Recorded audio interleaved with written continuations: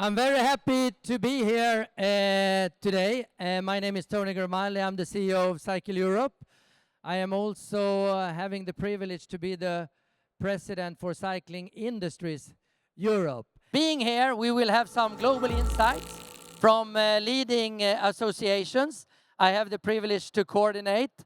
And on stage, I will introduce you here on stage.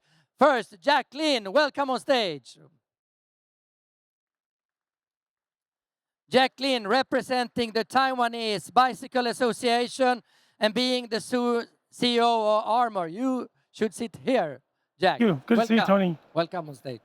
And I would like to introduce Florian Baur from Jobrad, representing new business model and how you can do things different. Welcome on stage.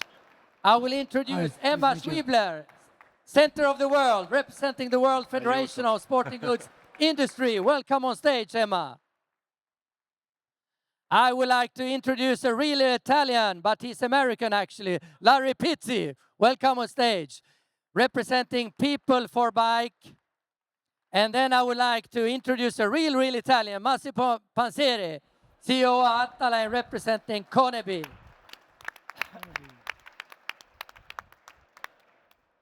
So nice to have the best association on stage. And here, what we will do here in front of the audience is to reflect on what kind of trends is driving us. And I will do a question to each one of you. And I will start with the Italian, Massimo Panzeri, representing CONEBI. What are the trends and key issues of the industry Europe sees today, Massimo? I would say that what we see is, for sure, new technical standard means bicycle with better feature characteristics in terms of durability, in terms of usage, open to the use of full kind of consumer, from sport to family, and with a wide and incredible number of possible consumer. For sure, the product that we have today and that we will have in the future, it's much more technological advanced and user-friendly than just a few years ago. We have a challenging as in the industry, especially in Europe, to establish new standards and to establish a product that will comply with the European Union standard, but also with the expectation of our clients and dealers. Thank you, Massimo. And what are the key trends and key issues in USA from the perspective of PeopleForBikes? Well, thank you. I think there's a lot of very good reason to be optimistic long-term about what's happening with cycling in the US. There are more Americans riding bicycles today than ever before, and American cities are transforming. At PeopleForBikes, we have a city rating system that we just released the results. 183 American cities are rated at 50 plus. We can talk about the metrics later, but 50, when you reach that benchmark, it's really a threshold for developing great cycling infrastructure. And in contrast, there were only 90 some cities last year that were at that 50 plus level. So I think, all the fundamentals are there.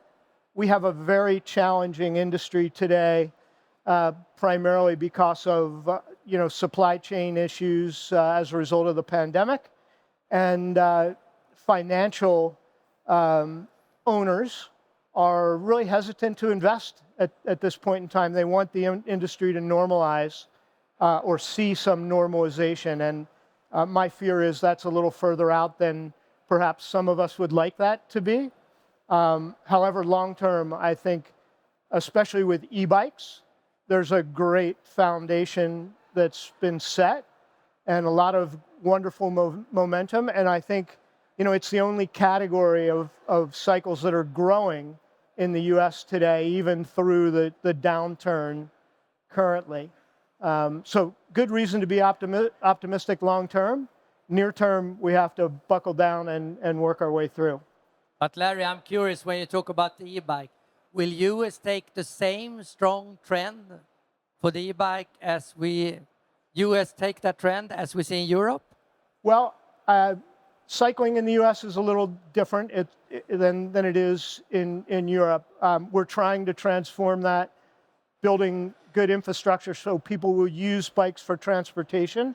But cycling is largely sport, recreational, and fitness in the U.S. Transportation is probably number 4 on the list. So I think it will unfold ultimately in a similar way. I'm very optimistic and have been for more than 22 years about e-bikes. And I think it's bringing new participation, which is really important.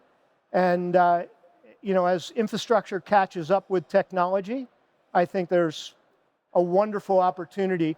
S&P Global recently released a report that says e-bikes will grow at a compound annual growth rate of about 30%.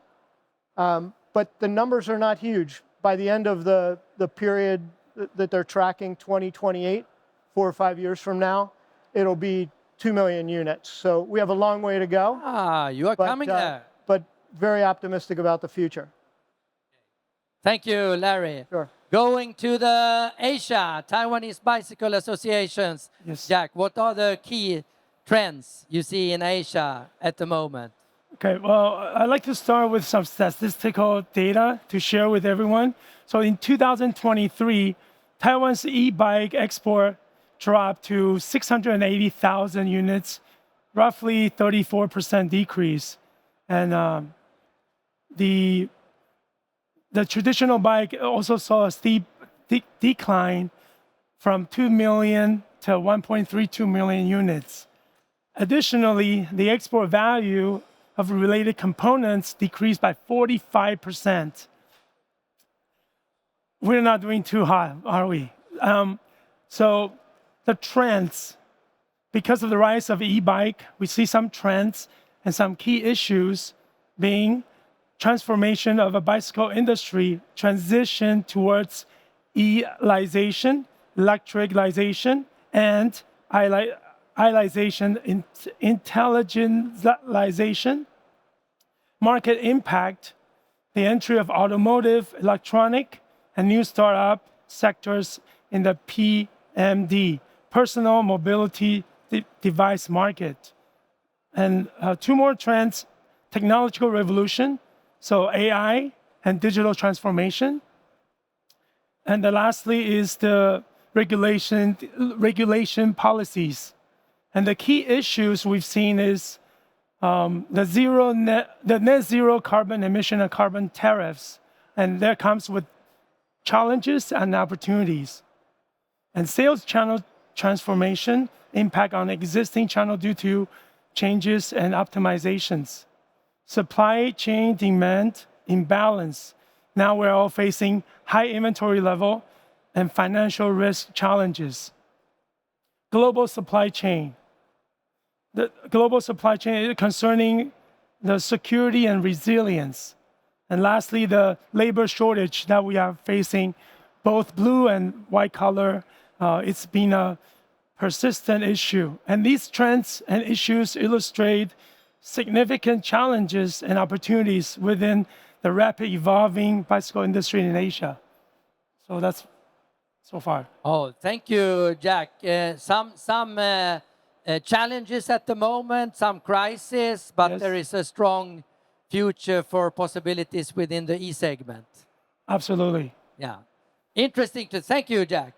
And going to what's happening now and what is fascinating, the business is growing thanks to many new services that we're seeing coming and thanks to new business models. So on stage with the associations, we have one of the best and leading companies representing new services and the managing director, Florian Baur from Jobrad.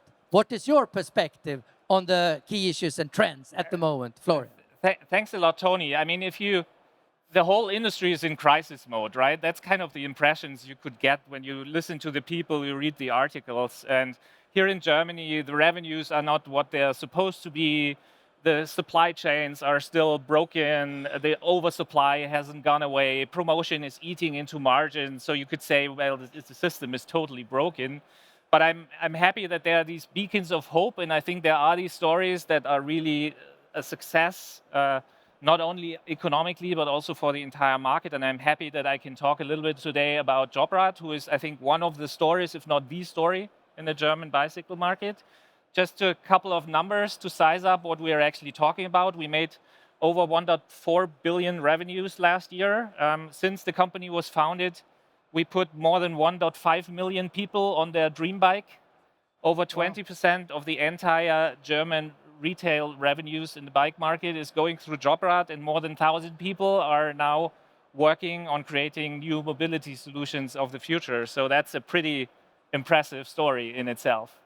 But I think it's not only interesting for the huge economic success. I think there's also other dimensions that are worthwhile looking at. The first one is Uli Prediger, the founder. Many of you will know him. I mean, like any good entrepreneur, he was and he is still a pretty stubborn guy in that he is not willing to exist seemingly given framework conditions. So a lot of the success had to do with his intense political work that actually eventually put the e-bike at the same level as the company bike in Germany. And this is kind of one of the sparks that really started the ignition of growth.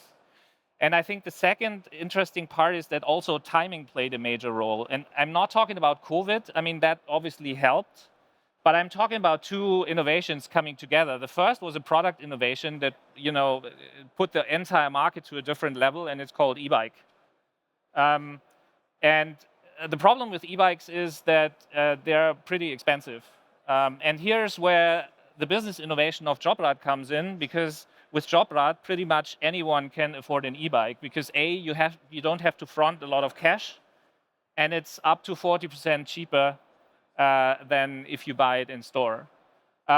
So I think in total what we have seen is that these two things together brought a whole new customer group to the market, which is actually replacing their car with a bike for their daily commute. I mean, they take their kids to school, they go to work, they go shopping.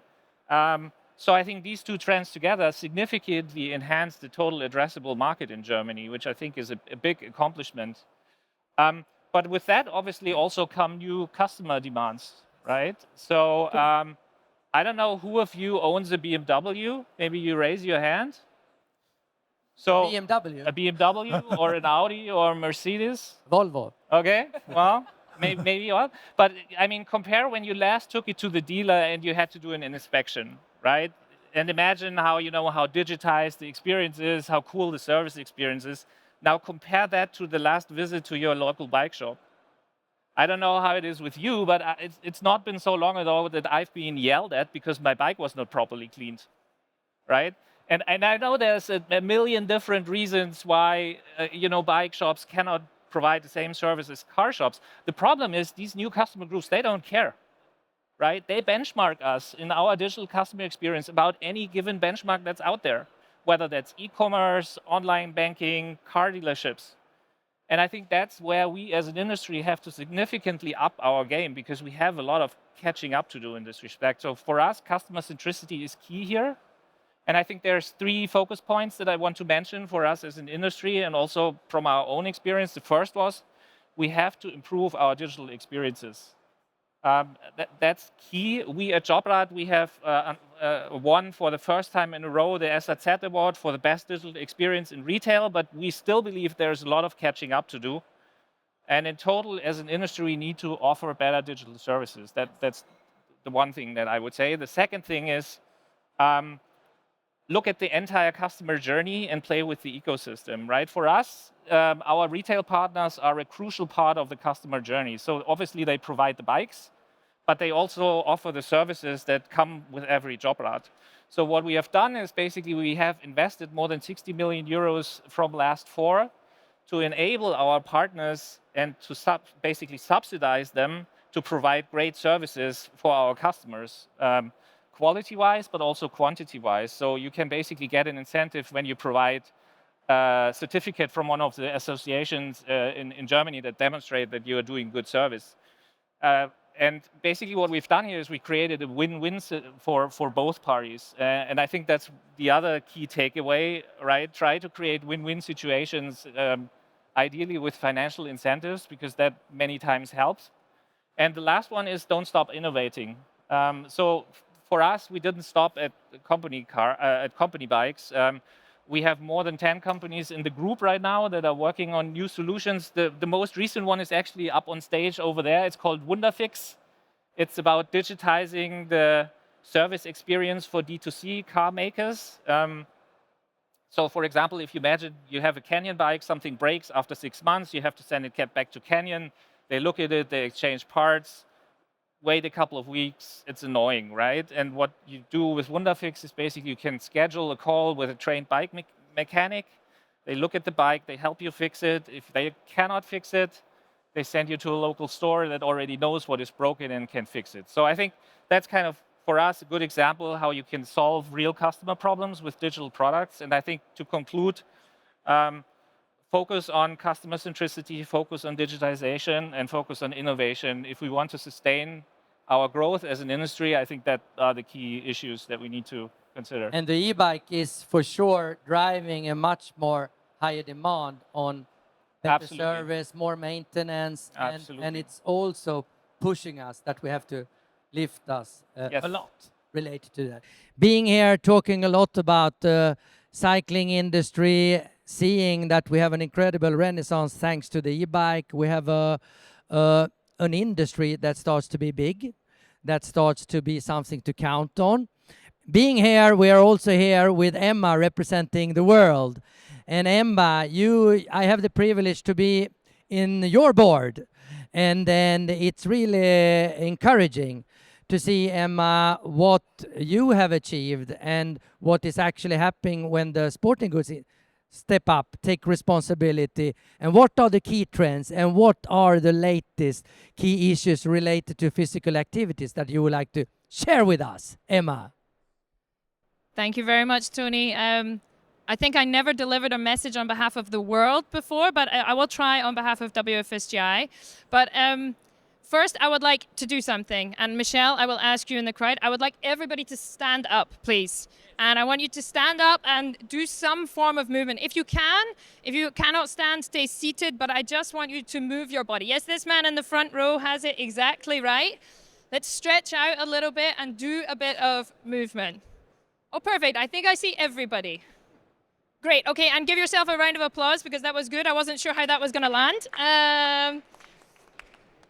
No, but seriously, Toni asked me here today, and thanks also to Kevin for the opportunity to talk to you about physical activity. And obviously what we did there was a tiny little bit of movement. And the story I want to tell you about global physical activity levels is a story of two halves. It's, first of all, a big threat coming around the corner, and second of all, a huge opportunity for our industry. And particularly some of the things you were saying about innovations the industry can do to bring in a broader customer base to cycling specifically, but to activity generally, these are the things we need to build on.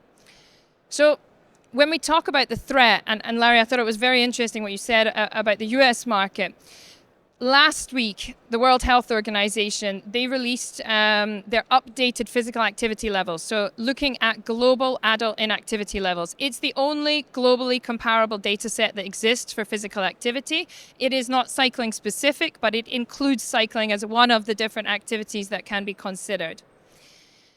The data last week showed that 31% of the global adult population, or 1.8 billion people, do not move their bodies enough to maintain good health. This is a serious public health issue, and I will go on in a minute to why it's also a serious industry issue. But this is also not a short-term trend.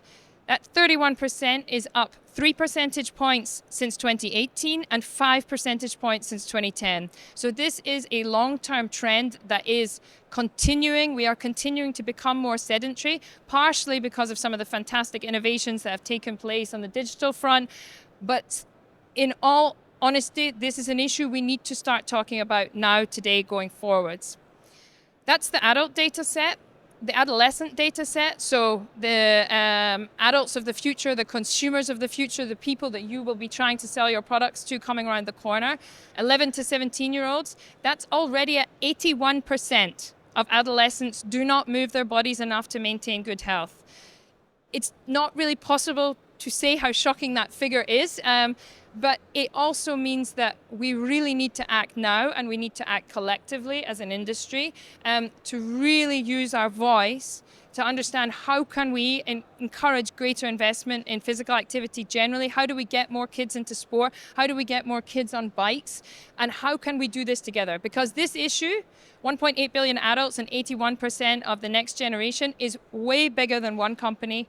It's way bigger than WFSGI, although I really enjoyed being called a representative of the world. It's still bigger than WFSGI, and we must cooperate together. And maybe just to hammer those figures home, I know there's been a lot of data on this stage, some incredibly interesting data, but I want to talk about 2 more data points with you. And that is that in 2022, the WHO, they calculated the impact on people being in ill health and the cost to global healthcare systems if that 28% figure didn't change. And at that time, we now know it's gotten worse, so these figures are actually, let's say, relatively conservative for what the situation is today. But they calculated that if that did not change, 500 million more people would fall into ill health at a cost of $300 billion US. Now that's a public health data set, but that effectively means 500 million more people who are less likely to be active, to cycle, to buy your products, and $300 billion less to spend on solving the problem. $300 billion less to spend on infrastructure, building safe cycle lanes, safe places to cycle, everything you just talked about, bike to work. So really, we have to act together. And I told you I would tell you about the threat, but I also want to tell you about the opportunity. And together at WFSGI, also with some of the other trade associations, sit here on the stage, and particularly with Toni, we have really been working hard to understand how do we elevate that industry voice? How do we align in this moment? This is not a competitive issue. This is pre-competitive, and this is something that we must address now if we are to turn around this trend. And last week, for the first time, we took a first step towards that. We released a joint industry statement signed by 12 regional and national trade associations across not just the sporting goods industry, but also the fitness industry. And we had 20 CEOs coming out from across the sporting goods industry, including 7 cycling companies, which was fantastic to have, essentially aligning their voice to that one message. More must be done, and we have to do it together. I would finish by saying, this was just a statement last week. It was a fantastic moment. I was not allowed to call it a movement yet because a statement is a piece of paper. So I think all I can say now is that the commitment is there from WFSGI's side, not just to work alone, but to work with all of the cycling industry, also the other trade associations that we have. Because if we can come together in this moment and really align our voice to the fact that more needs to be done, there needs to be greater investment, we are a really powerful ally for what the public health industry has been articulating for years. Thank you very much, and thank you for standing. Thank you, Emma. And I must say, it gives me inspiration to see being here with association and understanding and realizing we have all a responsibility to secure the good, healthy society. We companies have to be involved, and we need these associations to really develop, improve. I would like to thank Massimo, Larry, Emma, Florian, Jack, with a big applause for their performance on the stage. And we will finish with a photo together, standing up. Thank you.